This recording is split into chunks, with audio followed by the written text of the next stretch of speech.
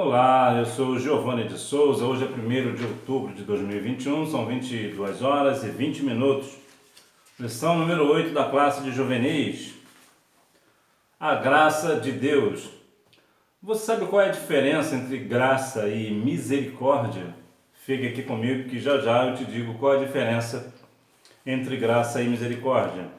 A hora da revisão. Você marcará assim: 5. Não foi um ato de força, mas de justiça. 4. Admite que um santo pague a pena por um transgressor. 1. Mantém as pessoas vivas. 3. Por causa dela, Deus nos trata como merecemos. Número 2. Favor imerecido de Deus, que emana do Calvário, o qual nos faz aceitáveis a Deus. A graça de Deus. Porque a graça de Deus se é manifestado, trazendo salvação a todos os homens. Tito capítulo 2, versículo 11. Quem é essa graça de Deus? A graça de Deus é Cristo. Inclusive tem até aquele hino da harpa cristã, o 205, que vai te dar um bom argumento para falar sobre a graça. Introdução. O conceito e os contornos sobre a graça de Deus são realmente muito importantes, pois ela é a base da nossa salvação. Pela graça sois salvos. A graça é uma peculiaridade do cristianismo. Não existe nenhum outro credo religioso. Somente com o sacrifício do Redentor é possível justificar um homem sem antes matá-lo. A graça de Deus nos salva da morte, nos livra do pecado e nos confere a condição de servos de Deus, assumindo a nossa fraqueza. Então aqui vemos o conceito, a ideia da graça, o que ela faz, Sabemos que nós somos salvos pela graça. Então a graça também, ela nos salva da morte. Que morte é essa, já que todos nós morreremos? Ela nos salva da morte eterna, nos livra do pecado, e nos confere as condições de servos de Deus, assumindo a nossa fraqueza. A graça de Deus. O que é graça? Então merecíamos a morte, porque com o pecado ficamos afastados do Senhor, mas Deus não destruiu a raça humana. Por quê? Por causa da sua graça. A graça do Senhor, ela é um favor imerecido, ou seja, é algo que nós não merecemos. Eu já vou te dizer a diferença de graça e misericórdia. Então veja que a graça, ela nos faz fazer o quê? Ela, na verdade, é a graça de Deus que nos resgata. É a graça de Deus que permite que a raça humana não seja destruída. É a graça do Senhor que é algo que nós não merecemos, nós não merecíamos. Então, o que nós merecíamos? Nós merecíamos a morte por nossa desobediência, mas a graça do Senhor nos alcançou. Graça e misericórdia. Há uma maravilhosa distinção entre a graça e a misericórdia, embora elas andem de mãos dadas. Para ser bem direto, para que nós venhamos assim compreender de uma forma assim bem clara, simples e profunda a diferença da graça e da misericórdia, permita-me te fazer uma analogia. Imagine um filho que é um péssimo filho. Ele é um filho desobediente, ele é um filho que é rebelde, é desobediente, entre tantas outras coisas. E no dia do aniversário dele, o pai dele dá a ele um presente a qual ele queria muito. Isto é graça. Por quê? Porque ele vai receber um presente que ele não merece. Então ele vai receber o grande presente sem nenhum merecimento, porque ele é um péssimo filho. Isso é graça, ou seja, é um favor imerecido, é um presente imerecido. E o que é a nossa graça? É a salvação. Nós não merecemos a salvação, mas o Senhor nos deu esta graça, esse presente que nós não merecemos, apesar de nós estarmos atolados até o pescoço com o nosso pecado. E o que é misericórdia? Imagine esse mesmo filho rebelde, desobediente. Então, se ele é rebelde, desobediente, ele merece ser castigado, tomar uma surra, no bom português, Ele merece tomar uma surra de vara, mas o que o pai faz? O pai não aplica esse castigo, mesmo o filho merecendo. Isso é misericórdia, ou seja, é um castigo que nós merecemos, mas que nós não recebemos. Isso é misericórdia, ou seja, a misericórdia tem a ver com compaixão, né? Então essa é a principal diferença entre graça e misericórdia. Graça e justiça. Deus admitiu a substituição. Está escrito: Cristo nos resgatou da maldição da lei, fazendo-se maldição por nós, porque está escrito: maldito todo aquele que for pendurado no madeiro. Assim, Jesus cumpriu as regras da justiça de Deus, oferecendo a graça para sermos salvos. Na verdade, Deus salvou-nos para Ele e por Ele, ou seja, o Deus da justiça é também o Deus da graça. Tudo é dele, por ele, para ele. Glória, pois, a ele. Nós devemos dar glória ao nosso Senhor, ao nosso Deus. Veja que aqui ele fez algo completo. Ele nos deu a graça devido à justiça. O Senhor requer justiça. Como nós não somos justos, o que ele fez? Ele deu o seu Filho para morrer na cruz do Calvário por nós, para que assim nós venhamos ter a graça mediante a justiça que foi dado ao próprio Deus, que é Cristo na cruz, na cruz. Então, por isso, nós devemos glórias a Ele, somente ao Senhor. Por quê? Porque Ele nos deu esta graça, esse presente de sermos salvos da perdição, né, do inferno. O alcance da graça, graça comum. Jesus disse que deveríamos amar os inimigos, porque Deus igualmente faz que o seu sol se levante sobre maus e bons, e a chuva desça sobre justos e injustos. Isto é graça comum. A graça comum, como o nome sugere, é um favor imerecido, mas que é para todos. O sol e a chuva, por exemplo. O sol e a chuva, ela vem para todos, né? O sol nasce para todos, a chuva também, até quem diga, né, que o sol nasce para todos, mas a sombra somente para alguns, né? Mas de forma geral, o sol ele nasce para todo mundo e a chuva cai sobre todos nós. Então, sem o sol nós não conseguiríamos viver e sem chuva também não. Veja, por exemplo, quando há sol em extremo, o que acontece? Acontece seca e em alguns casos incêndios florestais, né? Por outro lado, se tiver chuva demais, causa inundação. Mas quando há uma moderação, chuva e sol, como a Bíblia diz em Gênesis capítulo 8, versículo 22, que sempre haverá sol e chuva, então essa história de aquecimento global é uma farsa, não existe aquecimento global. Então veja que essa graça comum, veja por exemplo, na época do profeta Elias, não houve chuva durante 3 anos e 6 meses. E qual foi a consequência? Uma grande fome. Por quê? Porque sem água não existe vida. Por quê? Simples. Porque sem água você não consegue regar a agricultura. A agricultura então ela vai morrer por não ter água. E os animais também morrerão de sede. Então não tem como ter alimento. Então veja que tanto o sol e a chuva são graças, né? É uma graça comum, é um favor que nós não merecemos. Nós não merecemos que o sol brilhe para nós, que a chuva caia sobre a terra para que nós venhamos ter vida, mas o Senhor, por sua infinita graça, nos concede. Graça especial. É o favor imerecido de Deus, que emana do sacrifício de Jesus na cruz do Calvário. Por ela, Deus salva e justifica o pecador, tornando-o filho de Deus. A graça, quando absorvida, também nos faz morrer e ressuscitar com o Redentor, e então passamos a ter uma nova vida. A graça especial aqui já fala diretamente da ideia da salvação, né? Que emana do sacrifício de Jesus na cruz do Calvário. Por que Jesus morreu? Para que nós venhamos ter vida. Então essa graça, quando é absorvida, também nos faz morrer e ressuscitar com o Redentor. Ou seja, nós, como somos salvos por Cristo, ressuscitaremos assim como Jesus ressuscitou. Então nós teremos um corpo transformado, glorificado e moraremos nas mansões celestial. E por que essa graça é especial? É porque ela é dada somente às pessoas que aceitarem a Cristo como Salvador. Há algo aqui para se deixar claro. Deus, ele não faz acepção de pessoas, como você vê em Romanos 2:11 e Atos 10:34.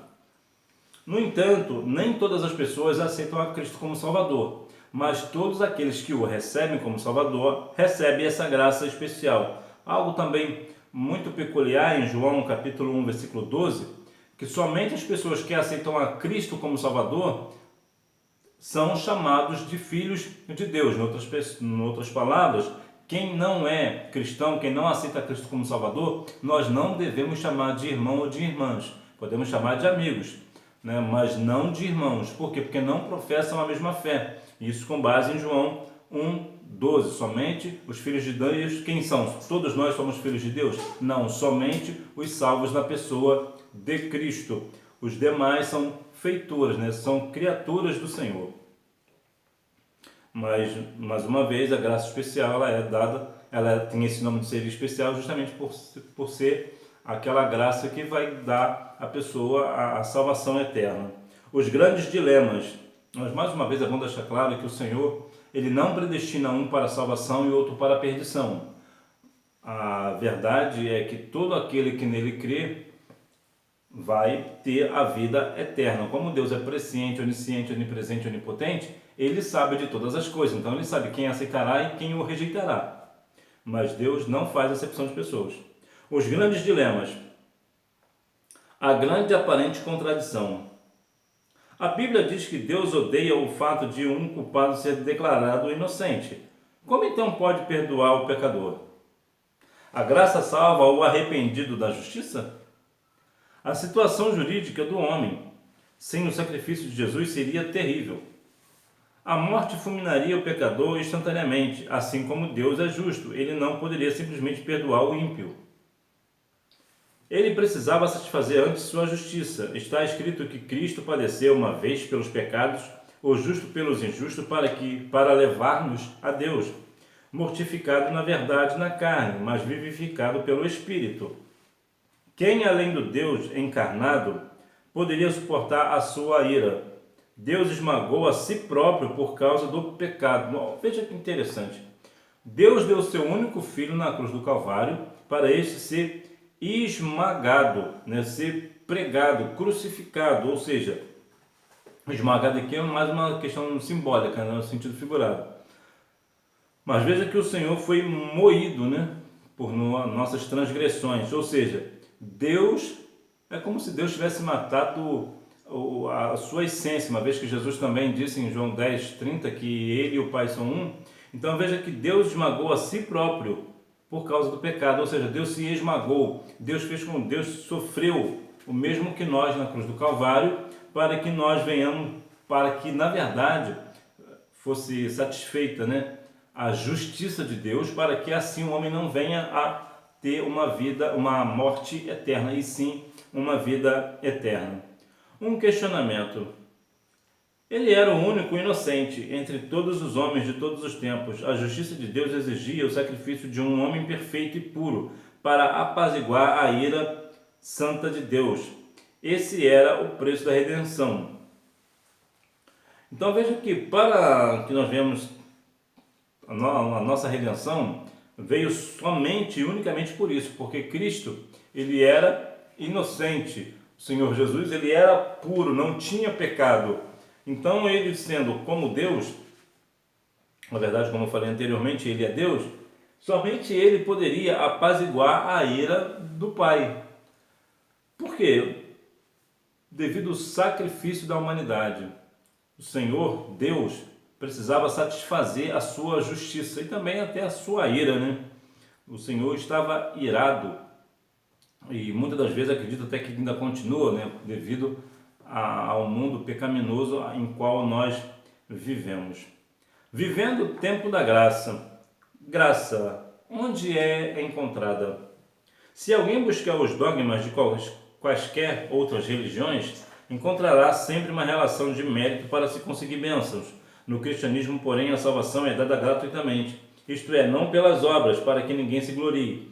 O Evangelho da graça justifica quem errou e condena um homem sem fé, mesmo que ele tenha boas obras. Então veja que essa graça é de graça, mas não foi alcançada de graça. O Senhor Jesus não morreu de graça. Ele morreu para nos dar a graça, e aqui não é uma redundância, né? Ele nos deu a graça de graça.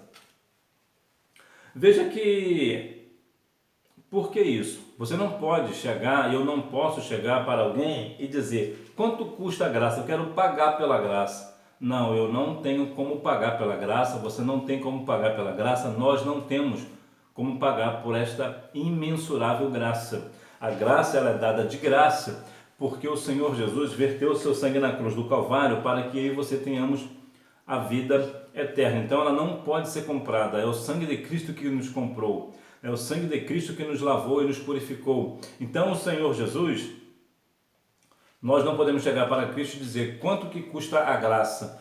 Essa graça custou o preço de sangue, sangue precioso de Jesus, o sangue perfeito do Cordeiro de Deus. Por isso, ela não é dada, ela não é vendida, ela é dada de graça, porque somente o Senhor, por sua infinita bondade, amor e misericórdia, nos daria tamanho presente sem nos cobrar nada. Por quê? Porque ninguém, mais uma vez, ninguém consegue ser salvo por suas obras, por seus merecimentos, por seus valores financeiros. Ninguém consegue tal coisa.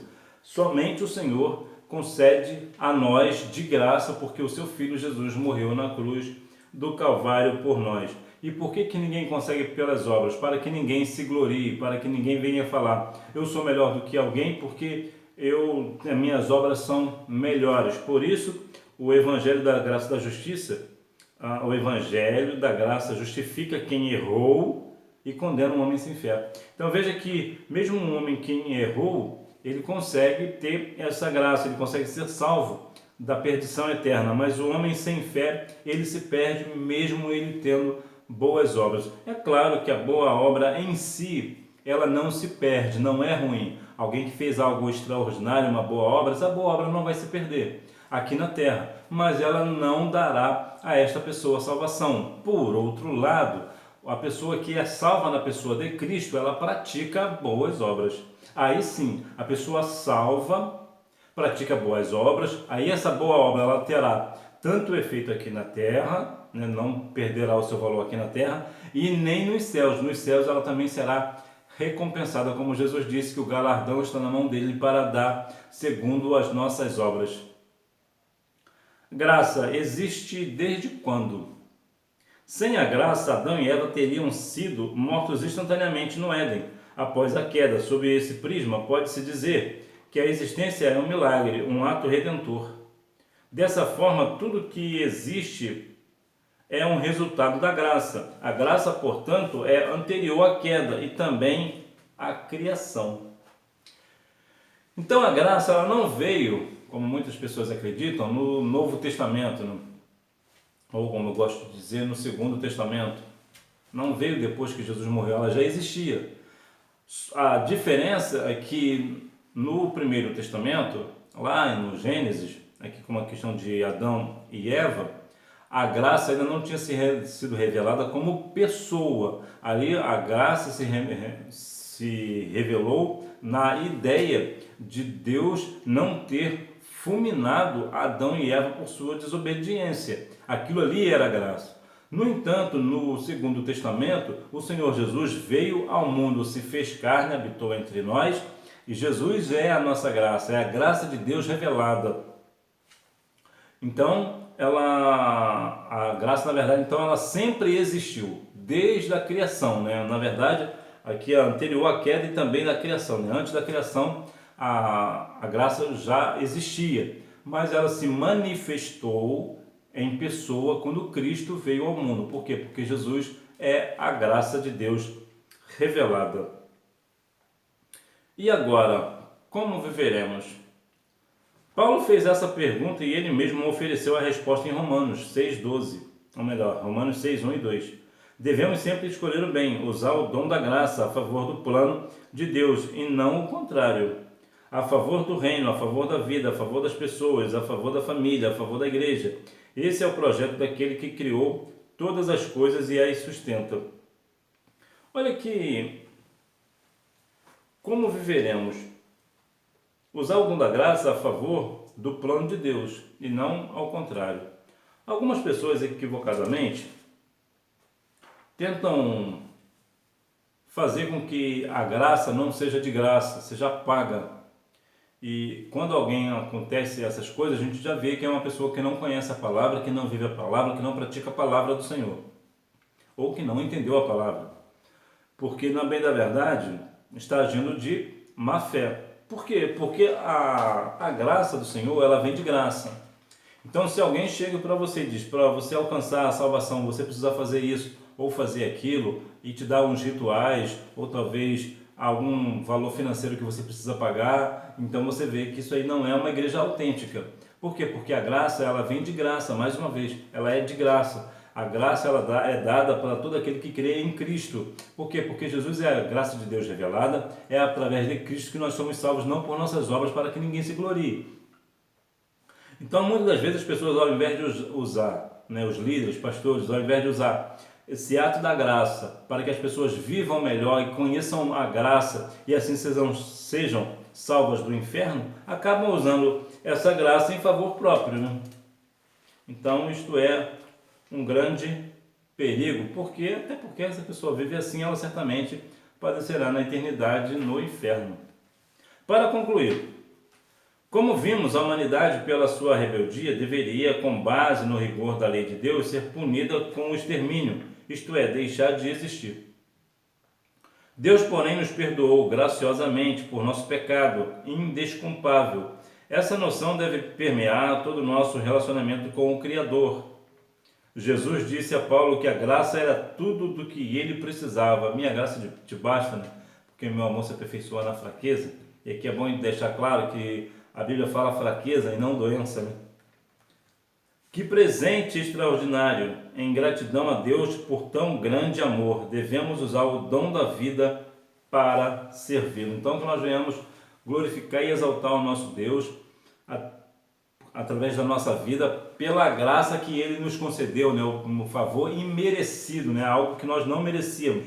E o que é que nós não merecíamos? Nós não merecíamos ser salvos do inferno, mas o Senhor, por sua infinita graça e também a misericórdia, ela nos alcançou e assim nós somos salvos, que é a graça de Deus. Mais uma vez, a graça de Deus revelada é Cristo Jesus, e que nós venhamos a cada dia mais ser gratos a Deus por esta graça, agradecer ao Senhor, louvar e engrandecer o seu santo e poderoso nome por todas as coisas que Ele tem feito em nossa vida, e que nós venhamos a cada dia mais fazer com que outras pessoas também venham alcançar esta infinita, imensurável e maravilhosa graça de Deus. Que Deus em Cristo continue abençoando a sua vida, que você tenha uma boa aula e não deixe de ir à Escola Bíblica Dominical, até porque quem faz a escola é o aluno.